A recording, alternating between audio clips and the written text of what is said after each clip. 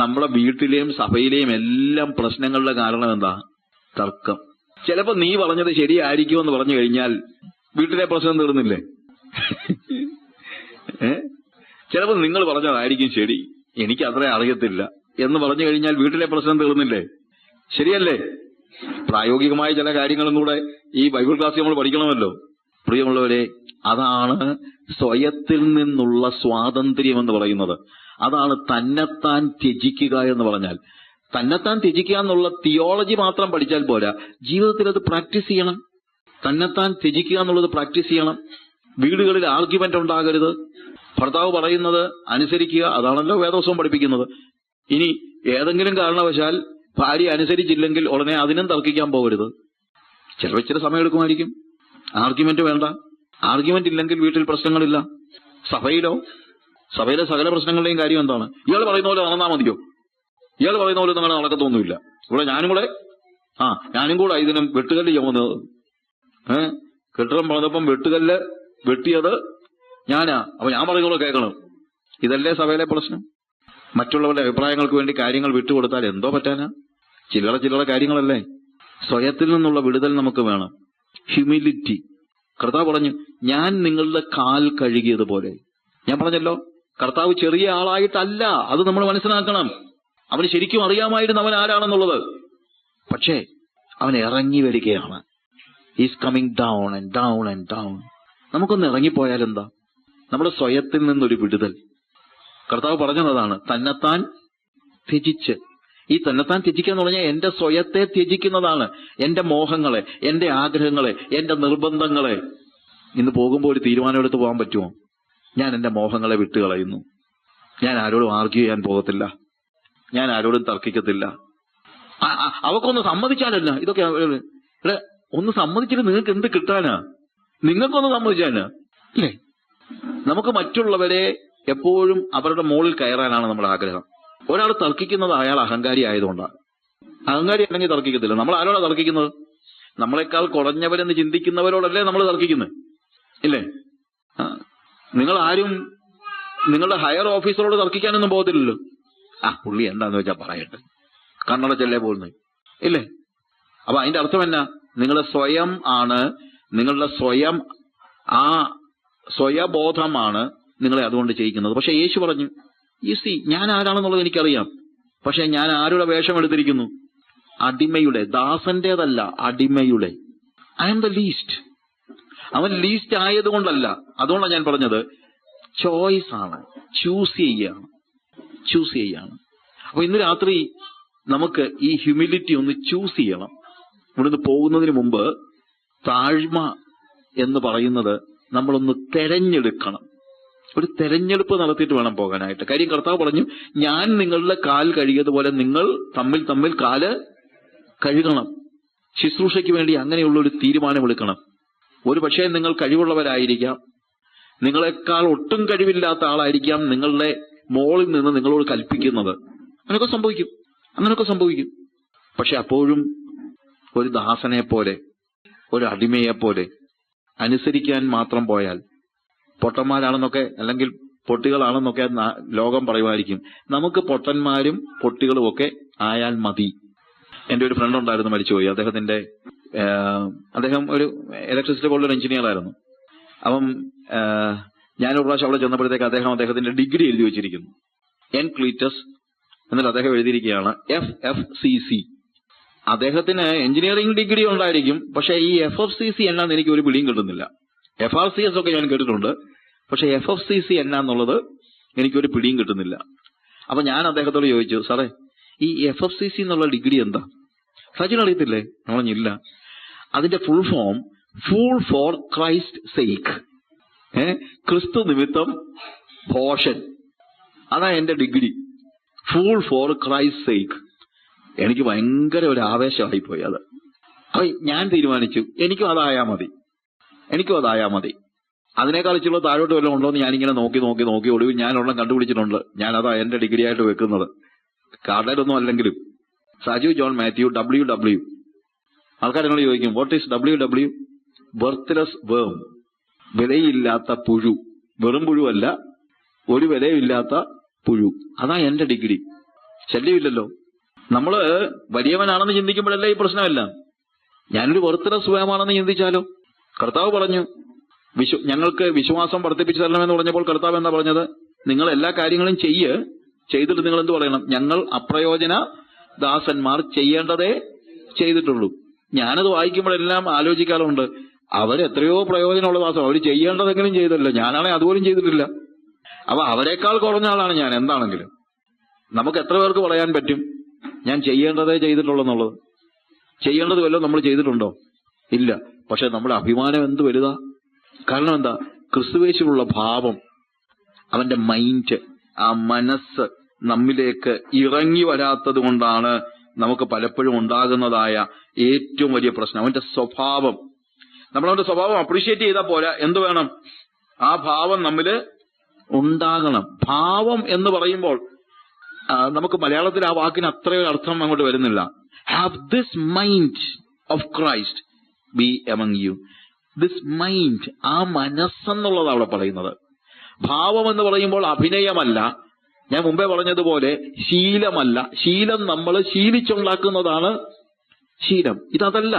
The mind, യേശുവിന്റെ മനസ്സ് എന്താണ്? യേശുവിന്റെ മനസ്സ് എന്ന് പറയുന്നത് ഉയരത്തിലിരിക്കുന്നവൻ ഇറങ്ങി ഇറങ്ങി താഴേക്ക് വരുന്നതാണ് യേശുവിന്റെ മനസ്സ്. ആ മനസ്സാണ് എനിക്ക് ആവശ്യം.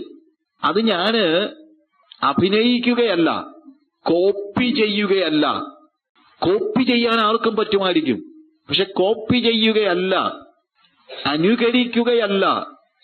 അതെന്നിലേക്ക് ഇമ്പാർട്ട് ചെയ്യപ്പെടുകയാണ്, അതെന്നിലേക്ക് പകർന്നു ലഭിക്കുകയാണ്.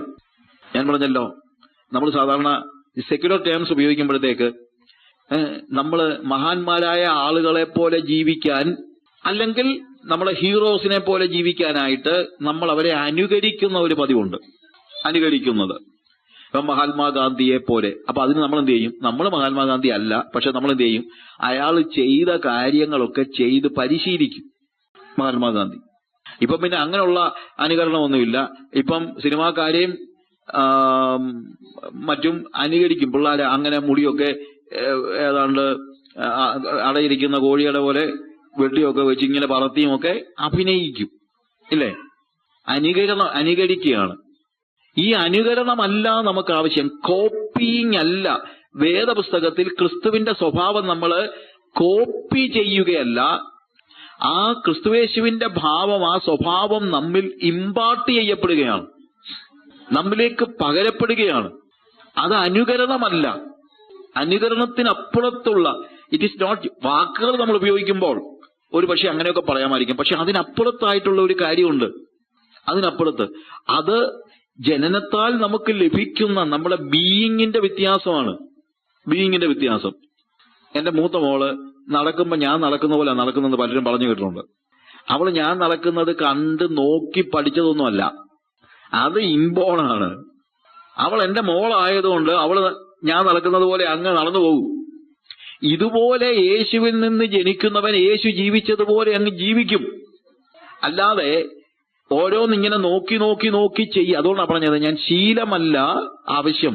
ആദ്യമേ പറഞ്ഞ കാര്യമുണ്ടല്ലോ, വൃക്ഷം മാറുകയാണ് ആവശ്യം, അല്ലാതെ ഫലം മാറ്റാൻ പറ്റില്ല, വെച്ച് കെട്ടാൻ പറ്റില്ല. മാവിന്റെ മുകളിൽ കൊണ്ട് തേങ്ങ കെട്ടിയിട്ടാൽ മാവ് തെങ്ങാകത്തില്ല. മാവ് തെങ്ങായാൽ തെങ്ങിൽ എന്ത് ചെയ്യും? പിന്നെ മാങ്ങ കായ്ക്കത്തില്ല, പിന്നെ എന്ത് മാത്രമേ കായ്ക്കത്തുള്ളൂ? തേങ്ങയെ വരത്തുള്ളൂ. എന്നതുപോലെ നമ്മളുടെ ബ്രീഡ് മാറുകയാണ് ആവശ്യം, അല്ലാതെ പുറത്തു നിന്നുള്ള അനുകരണമല്ല നമുക്ക് ആവശ്യം. അനുകരണം പലപ്പോഴും ഇന്നുണ്ടാകുന്ന ഒരു പ്രശ്നം ഇതാണ്. സഭകളിലൊക്കെ നമ്മുടെ പിള്ളേർ നമ്മളെ അനുകരിക്കുകയാണ്, അല്ലാതെ നമ്മൾ പകർന്നു കൊടുക്കുന്നില്ല. അതുകൊണ്ടാണ് ഈ പിള്ളേര് അക്രൈസ്തവരായ ആളുകളെ കെട്ടി പോകുന്നു, അമ്പലത്തിൽ പോയി അത് കഴിക്കുന്നു എന്നൊക്കെ പറയുന്നതിന്റെ കാര്യം ഇതാണ്. വർഷിപ്പ് ലീഡ് ചെയ്തുകൊണ്ടിരിക്കുന്ന പെങ്കൊച്ച് പിറ്റേ ആഴ്ച അമ്പലത്തിൽ പോയി കുറിയും തൊട്ട് ഒരു ചെറുക്കനെ കെട്ടി മാലയിട്ട് ഫോട്ടോ ഇട്ട് കഴിഞ്ഞാൽ അതിന്റെ അർത്ഥം കഴിഞ്ഞ ആഴ്ച വരെ വർഷിപ്പ് ലീഡ് ചെയ്തതാ. അപ്പൊ അവക്ക് ഹൃദയത്തിന്റെ ഉള്ളിൽ അവൾ മറ്റൊരു ബ്രീഡായി മാറിയിരുന്നില്ല. പ്രത്യുത എന്താണ്? കൊച്ചിലെ തൊട്ട് കണ്ട കാര്യങ്ങളൊക്കെ അവള് കോപ്പി ചെയ്യുമായിരുന്നു. നമ്മുടെ കുഞ്ഞുങ്ങൾ നമ്മൾ കാണിക്കുന്നത് കോപ്പി ചെയ്താൽ പറ്റില്ല. പ്രത്യുത അവരിലേക്ക് പകർന്നു കൊടുക്കണം. തിമോത്തിയോസിനോട് പൗലോസ് പറയുന്ന ഒരു കാര്യമുണ്ട്. നിന്റെ നിർവ്യാജ വിശ്വാസം, നിന്റെ കണ്ണുനീര്, നിന്റെ നിർവ്യാജ വിശ്വാസം ഓർത്ത് ഞാൻ കർത്താവിന് സ്തോത്രം ചെയ്യുന്നു. അത് നിന്റെ അമ്മ യുനീക്കയിലും നിന്റെ വലിയമ്മച്ചി ലോവീസിലും ഉണ്ടായിരുന്നു. ലോവീസിൽ നിന്ന് യുനീക്കയിലേക്കും യുനീക്കയിൽ നിന്ന് തിമോത്തിയോസിലേക്കും അത് പകരപ്പെടുകയാണ്. നിർവ്യാജ വിശ്വാസം. ഞാൻ പലപ്പോഴും പറയുന്ന ഒരു കാര്യമുണ്ട്, ഈ നിർവ്യാജ വിശ്വാസം എന്നൊക്കെ പറയുന്ന അത് ഒരിക്കലും പറഞ്ഞു കൊടുത്താൽ പറ്റത്തില്ല, പകർന്നു കൊടുത്താലേ പറ്റുള്ളൂ. പറയണ്ടെന്നല്ല, പക്ഷേ പകരപ്പെടുന്നില്ലെങ്കിൽ അർത്ഥമില്ല. അതുകൊണ്ടാണ് പറഞ്ഞത് ക്രിസ്തുവേശിലുള്ള സ്വഭാവം തന്നെ, അല്ലെങ്കിൽ ക്രിസ്തുവേശിലുള്ള ഭാവം എന്ന് പറയുമ്പോഴത്തേക്ക് കർത്താവ് ചെയ്തതുപോലൊക്കെ കണ്ട് ചെയ്യണം എന്ന് പറഞ്ഞിട്ട് കാര്യമില്ല. അത് നമ്മിലേക്ക് പകരപ്പെടണം. ഭാവമാണത്, അല്ലാതെ അത് മൈൻഡാണ്. ഹാവ് ദിസ് മൈൻഡ്, അഭിനയമല്ല, മൈൻഡ്. അത് നമ്മൾ മനസ്സിലാക്കണം. ദൈവരാജ്യത്തില് ജനിക്കുന്ന ഒരു വ്യക്തി ദൈവത്തിന്റെ പൈതലായി തീർന്നു കഴിഞ്ഞാൽ പിന്നീട് അവനിൽ ദൈവത്തിന്റെ സ്വഭാവം സ്വാഭാവികമായി തന്നെ ഉണ്ടാകും. അതുണ്ടാകണം. പിന്നെ അതിനെ വളർത്തിക്കൊണ്ടുവരണമെന്നുള്ളതേ ഉള്ളൂ. അതിനെ വളർത്തിക്കൊണ്ടുവരണം. എന്റെ കുഞ്ഞിൽ എന്റെ ജീവനുണ്ട്, പക്ഷേ എന്റെ കുഞ്ഞ് വളരണമെങ്കിൽ അതിന് ഭക്ഷണം കൊടുക്കണം. ഭക്ഷണം കൊടുത്തത് കൊണ്ട് മാത്രം ഞാൻ ഭക്ഷണം കൊടുത്താലും വേറൊരാളുടെ കുഞ്ഞ് എന്റെ കുഞ്ഞ് ആകത്തില്ല. പക്ഷെ എന്റെ കുഞ്ഞിന് ഞാനോ ആരോ ആയിക്കോട്ടെ ഭക്ഷണം കൊടുത്തു കഴിഞ്ഞാൽ വളരുമ്പോൾ ഭക്ഷണം കൊടുത്ത ആളിന്റെ സ്വഭാവത്തിലല്ല, എന്റെ സ്വഭാവത്തിലാണ്. കാര്യം my child is born of me. ഇതുപോലെ വീണ്ടും ജനനത്താൽ യേശുവിൽ നിന്ന് ജനിക്കുന്ന ഒരു വ്യക്തിയുടെ സ്വഭാവം ദൈവവചന പഠനം കൊണ്ടും ദൈവസഭയിലെ ആത്മീക ശുശ്രൂഷകൾ കൊണ്ടും വളരും. അത് ശരിയാണ്. ക്രിസ്തുവിന്റെ ആ പ്രായത്തിന്റെ തികവിലേക്ക്, mature manhood of Jesus Christ, യേശു ക്രിസ്തുവിന്റെ മച്വർ മാൻഹുഡിലേക്ക് നമ്മൾ വളരപ്പെടുമെന്നുള്ളത് ശരിയാണ്. പക്ഷെ ജനനം നടന്നില്ലെങ്കിൽ, ജനിക്കാത്ത ഒന്നിനും എന്ത് ചെയ്യാൻ പറ്റത്തില്ല, വളരാൻ പറ്റില്ല. അപ്പോൾ വളർച്ചയുടെ ഒന്നാമത്തെ അടിസ്ഥാന ഘടകം എന്താണ്? ജനനമാണ്. ജനനമാണ് ഏറ്റവും അത്യാവശ്യമായിരിക്കുന്നത് എന്ന് നമ്മൾ മനസ്സിലാക്കണം. ഈ യേശുവിന്റെ സ്വഭാവം നമ്മിൽ വന്നു കഴിയുമ്പോൾ കർത്താവ് പറഞ്ഞ, നമ്മൾ യോഹന്നാന്റെ സുവിശേഷം 13-ാം അധ്യായത്തിൽ പറഞ്ഞിരിക്കുന്ന, 1 യേശു സ്നേഹിച്ചതുപോലെ സ്നേഹിക്കണം, 2 യേശു ശുശ്രൂഷിച്ചതുപോലെ ശുശ്രൂഷിക്കണം. ചില വേദഭാഗങ്ങളിലൂടെ ഞാൻ പെട്ടെന്ന് പറയട്ടെ. 1 കൊരിന്ത്യർ 12-ാം അധ്യായം അതിന്റെ 12 മുതലുള്ള വാക്യങ്ങൾ നമ്മൾ വായിക്കുമ്പോൾ, യഹൂദന്മാരോ യവനന്മാരോ ദാസന്മാരോ സ്വതന്ത്രരോ നാം എല്ലാവരും ഏക ശരീരമാകുമാറ് ഒരേ ആത്മാവിൽ സ്നാനമേറ്റും എല്ലാവരും ഒരേ ആത്മാവിനെ പാനം ചെയ്തിരിക്കുന്നു. ശരീരം ഒരു അവയവമല്ല, പലതത്രേ. ഞാൻ കൈയല്ലായകൊണ്ട് ശരീരത്തിലുള്ളതല്ല എന്ന് കാൽ പറയുന്നില്ല. പറയുന്നു എങ്കിൽ അതിനാൽ അത് ശരീരത്തിലുള്ളതല്ല എന്ന് വരികയില്ല. ഞാൻ കണ്ണല്ലായകയാൽ ശരീരത്തിലുള്ളതല്ല എന്ന് ചെവി പറയുന്നുവെങ്കിൽ അതിനാൽ അത് ശരീരത്തിലുള്ളതല്ല എന്നും വരികയില്ല. ശരീരം മുഴുവൻ കണ്ണായാൽ ശ്രവണം എവിടെ? നമ്മൾ താഴോട്ട് വായിക്കുമ്പോഴത്തേക്ക് സകലതും ഒരു അവയവമെങ്കിൽ ശരീരം എവിടെ? എന്നിട്ട് 21, കണ്ണിന് കൈയോട് നിന്നെക്കൊണ്ട് എനിക്ക് ആവശ്യമില്ല എന്നും തലയ്ക്ക് കാലുകളോട് നിങ്ങളെ കൊണ്ട് എനിക്ക് ആവശ്യമില്ല എന്നും പറഞ്ഞുകൂടാ. അപ്പോൾ ദൈവസഭയുടെ പ്രവർത്തന രീതി എന്ന് പറയുന്നത് അന്യോന്യമുള്ള ആ സമർപ്പിതമായ ശുശ്രൂഷ കൊണ്ടാണ്. സമർപ്പിതമായ ശുശ്രൂഷ, അതാണ് ശരിക്കും കൂട്ടായ്മ എന്ന് പറയുന്നത്. ശരിക്കും കൂട്ടായ്മ അതാണ്. കരുതൽ, അങ്ങോട്ടും ഇങ്ങോട്ടുമുള്ള കരുതലാണ് കൂട്ടായ്മ എന്ന് പറയുന്നത്. ഇപ്പോൾ എന്റെ ഈ ഇടത്തെ കയ്യിൽ ഒരു കൊതുക് വന്നിരുന്നു കഴിഞ്ഞാൽ, അല്ലെങ്കിൽ ഇടത്തെ കയ്യിൽ ഒരു കൊതുക് വന്നു കഴിഞ്ഞാൽ ആ കൊതുകിനെ കൊല്ലാൻ ഞാൻ എന്റെ കൈ കൊണ്ട് ഭിത്തിയെ കൊണ്ടിരിക്കുകയൊന്നുമല്ല. ആണോ? അല്ല. ഉടനെ തന്നെ മറ്റേ കൈ എന്ത് ചെയ്യുന്നു? ആ കൊതുകിനെ അടിക്കുന്നു. ഈ കൈ പറയത്തില്ല എന്റെ മേലല്ലല്ലോ കൊതുകിരിക്കുന്നത് എന്ന് പറയത്തില്ല. കാര്യം അത് തമ്മിൽ അതുപോലെയുള്ള ഒരു യോജിപ്പ് ഉണ്ട്. ഈ കൈയെ, 2 കൈകളെയും കാലുകളെയും ഒക്കെ യോജിപ്പിച്ച് നിർത്തുന്നത് എന്താണ്? തല. ഇതുപോലെയാണ് ക്രിസ്തീയ ജീവിതം എന്ന് പറയുന്നത്. നമ്മൾ അവയവങ്ങളാണെങ്കിൽ അവയവങ്ങളുടെ ചുമതല ഒരു അവയവം മറ്റൊരു അവയവത്തെ എപ്പോഴും ശുശ്രൂഷിച്ചുകൊണ്ടിരിക്കണം.